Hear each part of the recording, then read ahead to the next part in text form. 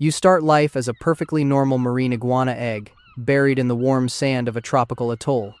Your biggest concern should be whether you'll hatch before a seabird finds you or the tide comes in. You're just one of dozens in a clutch, all waiting for that perfect moment to crack through your shells and scramble to the ocean. Standard iguana stuff.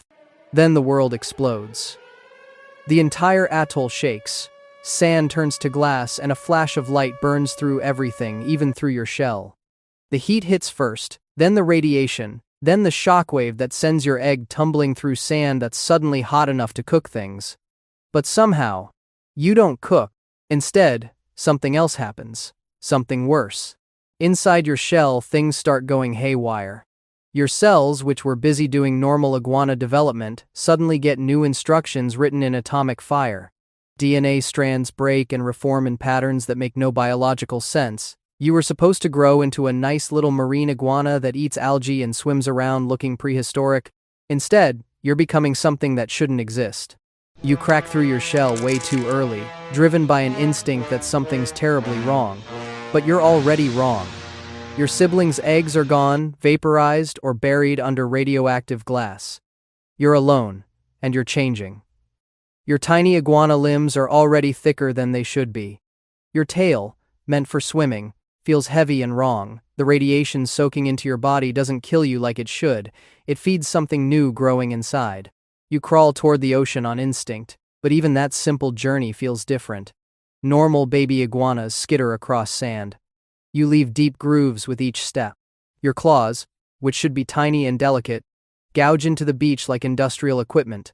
By the time you reach the water, you're already twice the size you should be, and the growing hasn't stopped. The ocean welcomes you wrong. Marine iguanas are supposed to dive down, munch on algae, and pop back up. You dive down and keep growing. Within days, you're too big for the shallows. Within weeks, you can't surface near the reef without scraping your back. The algae that should be your food tastes like nothing. You need more. You need energy that algae can't provide. Your body keeps expanding like someone forgot to turn off the growth switch. Those cute little spines marine iguanas have for swimming, yours are becoming thick plates that pulse with heat. Your tail, meant for graceful underwater propulsion, is now a massive thing that creates currents with every swing. You're not growing up, you're growing wrong. The hunger hits different when your metabolism runs on nuclear fuel. You try eating fish like other marine predators, but it's like trying to power a rocket with hamster food. Your body craves the radiation that created it, the energy that transformed you from iguana to whatever this is. You discover you can somehow absorb radiation from the water around you. It's not exactly appetizing, but it keeps the gnawing emptiness at bay. You're basically a living nuclear reactor now, running on forces no iguana was meant to understand. You try to return to the reef where you hatched, but that's a joke. The atoll that was once your whole world is now barely a sandbar to something your size.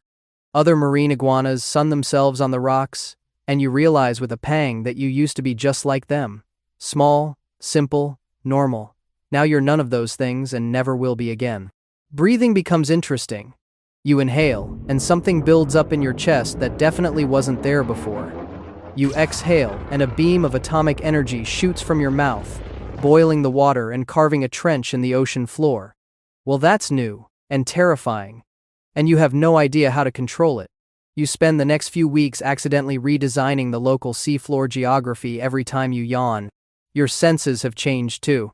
You can feel electromagnetic fields, detect radiation from miles away, and somehow sense things that don't have names. The constant input is overwhelming. It's like going from black and white vision to seeing colors that shouldn't exist. You curl up in the deepest trench you can find, trying to process what you've become. Sleep doesn't come easy anymore. Your body runs too hot, literally. The water around you stays perpetually warm, creating weird currents and confused weather patterns above. When you do manage to doze off, your dreams are nuclear nightmares full of splitting atoms and energies that burn. You wake up roaring, and somewhere above, ships report mysterious tsunamis. Loneliness wasn't something you thought about before. You were solitary by nature, meeting others of your kind only to mate or fight over territory. But now you're the only one of whatever you are. There's no one else who understands what it's like to be a living atomic bomb. No one to share the burden of accidentally destroying everything you touch. You surface for the first time since the change, and the world above looks different. Strange structures dot the coastlines, tall and geometric. You wade closer, curious, but your footsteps send tremors through the ground. The structures crack and topple like sandcastles. You're not trying to destroy anything, you're just too big, too heavy, too much for this fragile world. Back to the depths you go, where at least there's room for something your size. You've learned to move carefully, deliberately, but even your careful is catastrophic for everything else. Your heartbeat alone creates pressure waves that disorient whales miles away. Your presence turns thriving ecosystems into dead zones. Not from malice, but from the simple fact that you're too radioactive for normal life. Years blur together. Or is it decades? Time gets fuzzy when radiation has made you essentially immortal. You watch ocean currents change, feel the planet's magnetic field shift, observe new species evolve and old ones disappear. You're becoming less of a creature and more of a geological feature that happens to move.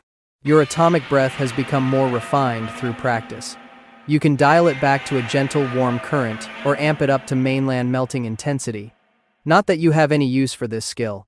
What's the point of a weapon when you have no enemies, no rivals, nothing that could possibly threaten something like you? You're the apex predator of apex predators, and it's boring. You develop routines to pass the endless time, swimming laps around ocean basins, carving patterns in abyssal plains with your tail. Seeing how deep you can dive before even your mutated body feels the pressure. You discover you can survive in the deepest trenches, where the pressure would crush anything else into paste. Another useless superpower to add to the collection. The radiation that created you continues to change you. New abilities manifest randomly. Now you can generate electromagnetic pulses. Your roar can shatter rock at certain frequencies. Your blood, if you can call it that, glows in the dark and never stops being warm. You're evolving, but into what? There's no blueprint for whatever you're becoming. Sometimes you surface just to feel something different. The air tastes strange after centuries of water. You stand in the shallows, water streaming off your massive form, and wonder what it would be like to have a purpose. Other creatures hunt, mate, raise young, and die. You just exist. Too powerful to be challenged, too radioactive to have companions, too large to fit anywhere properly. You've tried communicating with whales, but your voice operates on frequencies that give them migraines. Dolphins flee before you get close enough to attempt contact. Even the other deep-sea giants avoid your territory. You're not just alone.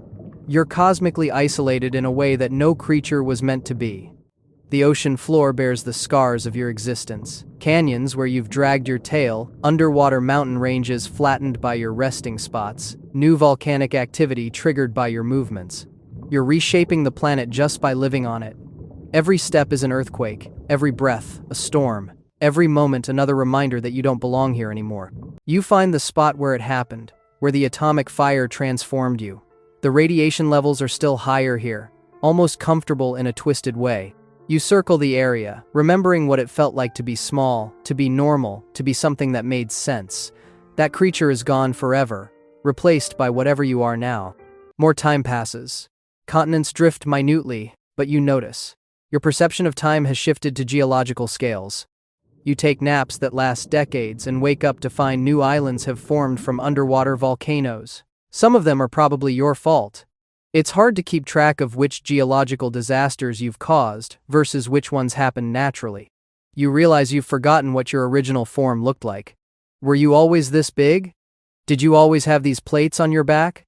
The radiation hasn't just changed your body. It's rewritten your entire existence so thoroughly that you can't remember being anything else. You're not a mutated creature anymore. You're just Godzilla, singular and eternal. One day, you notice smaller creatures following in your wake. They feed on the radiation you leak, adapted to the dead zones you create. Life finds a way, even around you. It's the closest thing to companionship you'll ever have. An ecosystem of extremophiles that exist because you exist. You're careful not to move too fast, letting them follow along like the world's strangest parade. You settle into the Mariana Trench for another long rest. Your body curls around underwater mountains, dorsal plates flickering with residual atomic energy. Somewhere above, Storm systems alter course because of the heat you generate. Fish evolve new migration patterns to avoid your territory. The planet adjusts to your presence like a body accepting a transplanted organ. Your eyes close, but sleep doesn't come. It never really does anymore. Instead, you enter a state somewhere between waking and dreaming, aware of every water molecule, every pressure change, every tiny earthquake your heartbeat causes. This is existence now. Not life, exactly, but something else, something singular. You shift slightly, and a section of the ocean floor cracks. In the distance, an underwater landslide reshapes the coastline of some distant shore. You don't mean to cause destruction. You just exist too intensely for the world to handle. Story of your life, or whatever this is. Tomorrow you'll rise again, swim again, endure again. Because what else is there to do when nuclear fire has made you too powerful to die and too dangerous to live? You let out a soft rumble that registers on seismographs worldwide. Just another day in the eternal existence of the world's most reluctant monster. You scratch an itch on your nose and accidentally create a new hydrothermal vent. Next time, maybe you'll try counting every single scale on your body. That should kill at least a decade or two.